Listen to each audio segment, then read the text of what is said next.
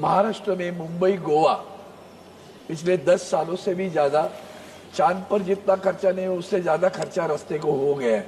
फिर भी आज तक वो रास्ता नहीं पूरा हो रहा है, रास्ता ठीक नहीं हो रहा है। महाराष्ट्र आणि कदाचित भारतात सर्वाधिक काळ काम सुरू असलेला रस्ता कोणता असेल तर तो म्हणजे मुंबई गोवा महामार्ग। तब्बल 16 वर्षांपासून या रस्त्याचे काम चालू आहे, पण अरविंद सावंत यांनी केलेला हा दावा खरा आहे का? इस्रोने 2023 मध्ये चंद्रयान 3 चंद्रावर उतरवलं, त्यासाठी खर्च आला 615 कोटी। दुसरीकडे मुंबई गोवा महामार्ग बांधण्यासाठी सुरुवात होते 2009 मध्ये आणि आजपर्यंत हा रस्ता बांधण्यासाठी खर्च आला तब्बल 7300 कोटी।